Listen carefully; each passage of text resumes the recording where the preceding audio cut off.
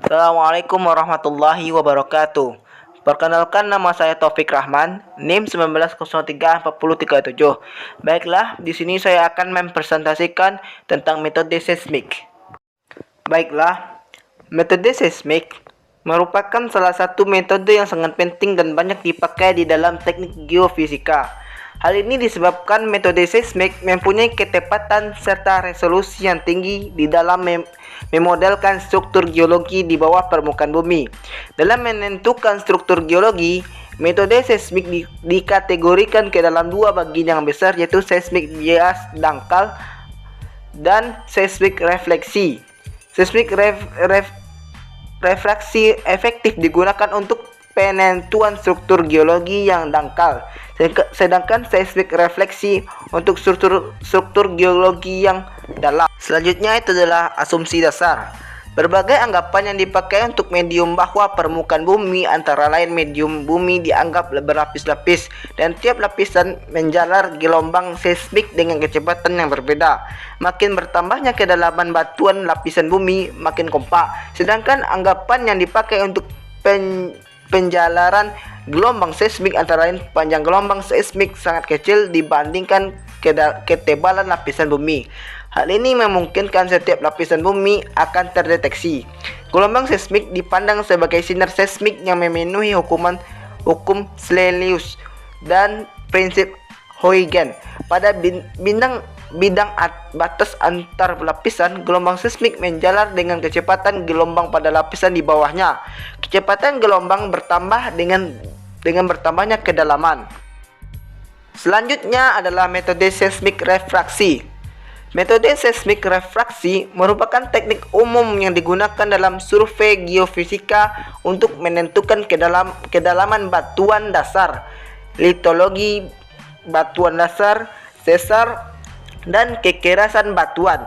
Pada prinsipnya, metode seismik refraksi memanfaatkan perambatan gelombang seismik yang merambat ke dalam bumi. Pada dasarnya, dalam metode ini diberikan suatu gangguan berupa gelombang seismik pada suatu sistem. Kemudian gejala fisiknya diamati dengan menangkap gelombang tersebut melalui GPON. Waktu tempuh gelombang antara sumber getaran dan penerima akan menghasilkan gambaran tentang kecepatan dan kedalaman lapisan. Selanjutnya adalah akuisisi pada metode seismik refraksi. Tujuan utama akuisisi data seismik adalah untuk memperoleh pengukuran travel time dari sumber energi ke penerima. Keberhasilan akuisisi data bisa bergantung pada jenis sumber energi yang dipilih. Sumber energi seismik dapat dibagi menjadi dua, yaitu sumber impulsif dan vibrator. Sumber impulsif adalah sumber energi seismik dengan transfer energi terjadi secara sangat cepat dan suara yang dihasilkan sangat kuat, singkat, dan tajam.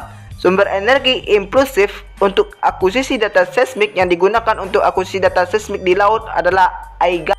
Perekam data seismik melibatkan detektor dan amplifier yang sangat sensitif serta magnetik, TP recorder. Alat untuk menerima gelombang-gelombang refleksi untuk survei seismik di laut adalah hidropon. Hidropon merespon perubahan tekanan. Hidropon terdiri atas kristal piezoelektrik yang terdeformasi oleh perubahan tekanan air. Hal ini akan menghasilkan beda potensial output. Elemen piezoelektrik ditempatkan dalam suatu kabel streamer yang terisi oleh kerosin untuk mengapungkan dan insulasi. Hampir semua data seismik direkam secara digital karena output dari hidropon sangat lemah dan output amplitudo decay dalam waktu sangat singkat. Maka sinyal ini harus diperkuat. Amplifier bisa juga dilengkapi dengan filter untuk meredam frekuensi yang tidak diinginkan. Hal-hal yang diperhatikan dalam akuisisi yaitu: 1. Mencari informasi literatur mengenai daerah tersebut. Di antaranya, apakah sudah penuh dilakukan penelitian dengan metode geofisika tertentu agar diperoleh poin survei. Yang kedua adalah mencari informasi mengenai kondisi atau struktur geologi area, misalnya peta geologi. Yang ketiga adalah tentukan tujuan atau main goal dari akuisisi. Yang keempat, dibuat desain survei dengan menyesuaikan kondisi lapangan. Desain survei dibuat serapat atau seideal mungkin agar didapat data yang diinginkan. Yang kelima adalah ditentukan konfigurasi yang akan diterapkan di lapangan serta sounds yang akan digunakan. 6. Checklist kelengkapan sebagai berikut.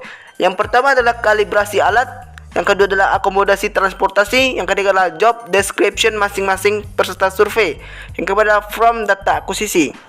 Dalam survei seismik refraksi pada umumnya dilakukan prosedur sebagai berikut.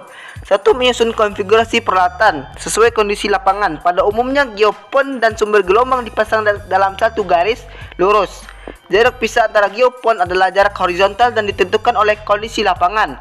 Yang kedua adalah penempatan sumber gelombang dilakukan untuk mendapatkan sumber informasi struktur bawah permukaan bumi secara detail. Sumber gelombang yang berada di tengah spread diharapkan dapat mendeteksi lapisan paling atas, dan sumber gelombang yang berada di luar spread diharapkan dapat mendeteksi lapisan paling bawah yang dapat dicapai. Yang ketiga adalah data yang diperoleh dari survei seismik refraksi adalah waktu tempuh jalur gelombang dari sumber ke tiap geopon yang disebut travel time. Yang keempat, atau bisa juga seperti metode berikut ini.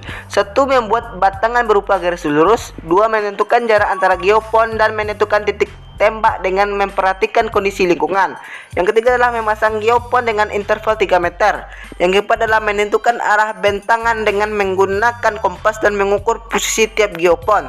Yang kelima adalah menghubungkan semua geopon dengan utama atau seismograf unit menggunakan kabel konektor. Yang kelima adalah menghubungkan semua geopon dengan yang keenam adalah mengoperasikan alat pasai. 7. Memberi gangguan pada shoot point pada NZ 1 dan NZ 2, di mana NZ 1 berada pada 1,5 meter sebelum geopon pertama dan NZ 2 berada 1,5 meter setelah endpoint 24. 8. Merekam data berupa respon yang diperoleh berupa penjelajahan gelombang di bawah permukaan yang akan terekam otomatis pada alat pasif.